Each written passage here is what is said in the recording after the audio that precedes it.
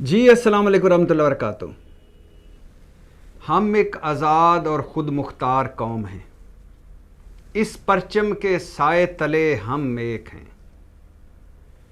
پاکستان اسلام کا قلعہ ہے، اسلامی جمہوریہ پاکستان ہماری ایک خارجہ پالیسی ہے، ہمارا ایک وقار ہے، ایک عزت ہے، ہماری دنیا میں ایک حیثیت ہے۔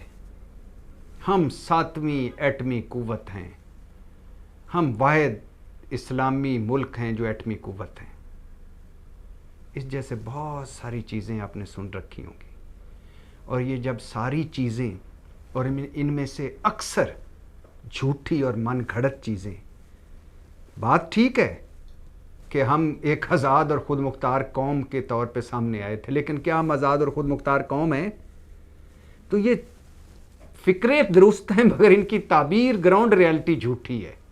تو جب اس طرح کے جھوٹ اور سچ دیکھنے کے بعد ایک خبر آپ کے نظر سے گزرے کہ پاکستان کی بیٹی عافیہ صدیقی امریکی جیل میں ہے اور 2 بار جیل گارڈز نے اس کے ساتھ ریپ کیا ہے اور جیل کے قیدیوں نے ان گنت بار اس کے ساتھ ریپ کیا ہے، تو پھر آپ کو شرم نہیں آتی پاکستانی ہوتے ہوئے؟ شرم نہیں آتی یہ کہتے ہوئے کہ ہم ایک آزاد اور خود مختار ملک ہیں؟ شرم نہیں آتی آپ کو یہ کہتے ہوئے کہ پاکستان اسلام کا قلعہ ہے؟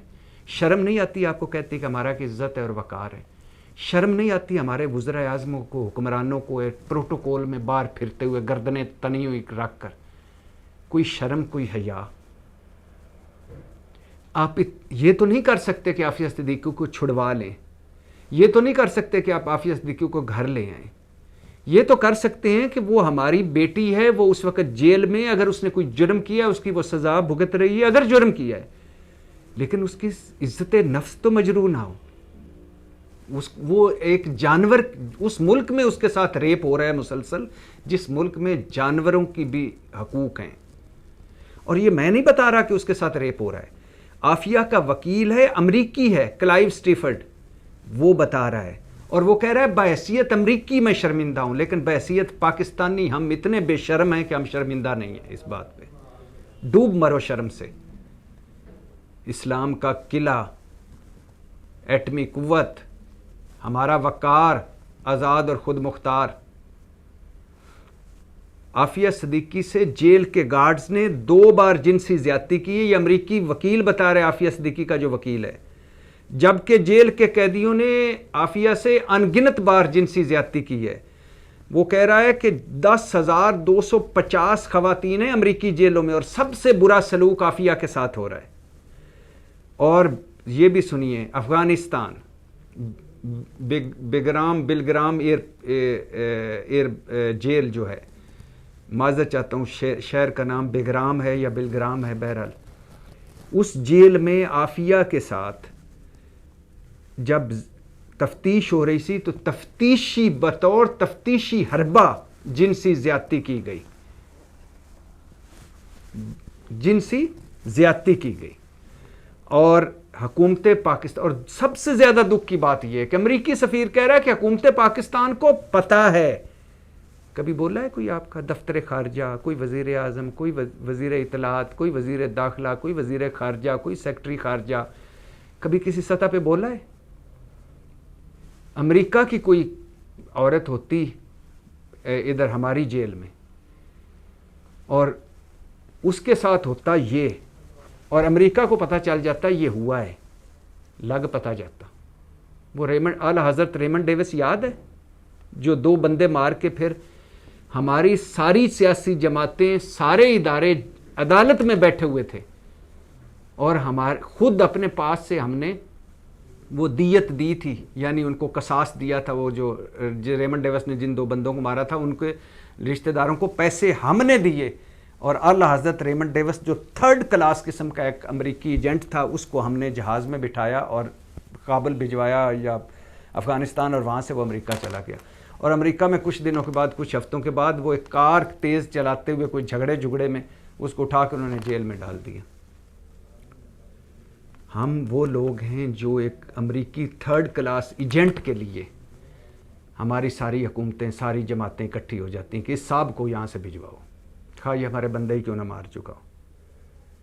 وہ امریکی وکیل کی بات چبھ رہی ہے لیکن سچی ہے کہ پاکستانی $50 کی خاطر اپنی ماں بیچ دیتے، ہم ادھر بنے ہوئے پھنے کھاں، گردنیں اکڑی ہوئی ہیں، سوٹ پہنے ہوئے ہیں اور بڑے بڑے وعدے دعوے نعرے۔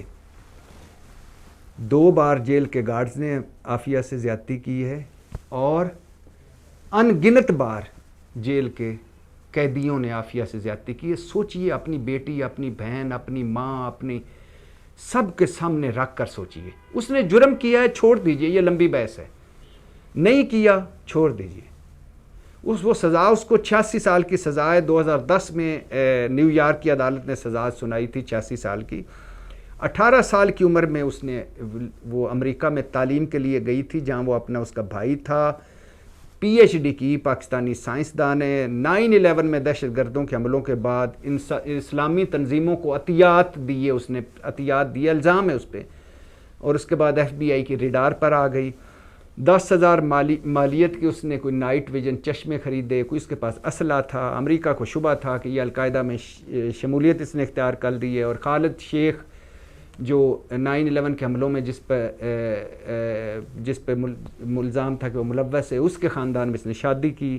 2003 میں یہ 3 بچوں کے ساتھ لاپتہ ہوئی۔ 5 سال بعد افغانستان میں غزنی میں مقامی فورسز نے گرفتار کر کے امریکہ کے حوالے کر دی۔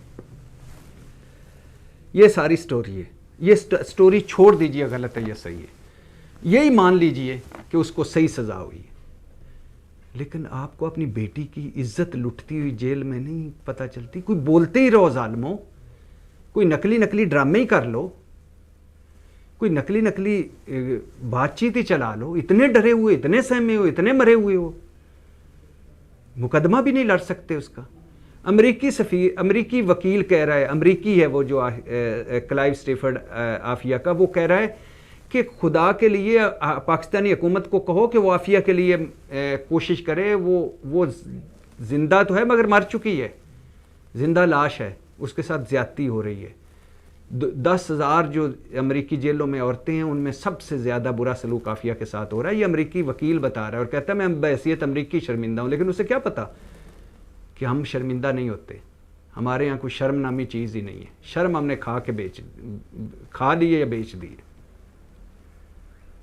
دکھی ہے دل، تکلیف میں ہے، میں تو کچھ نہیں کر سکتا۔ میں تو اللہ کے سامنے یہی کہہ سکتا ہوں کہ میرے پاس یہی تھا کہ میں بول سکتا تھا، آگے بات پہنچا سکتا تھا، میں نے اللہ آگے بات پہنچا دی۔ میں اس کے علاوہ کچھ نہیں کر سکتا۔ جنہوں نے کرنا ہے ان کو پوچھ لینا قیامت والے دن کہ وہ جتنے جوگا ہے، اگر اس نے اتنا نہیں کیا تو ان سے پوچھنا، عافیہ پوچھے، میں تو اتنے جوگا ہی تھا، میں نے یہ کر دیا۔ پاکستان زندہ باد۔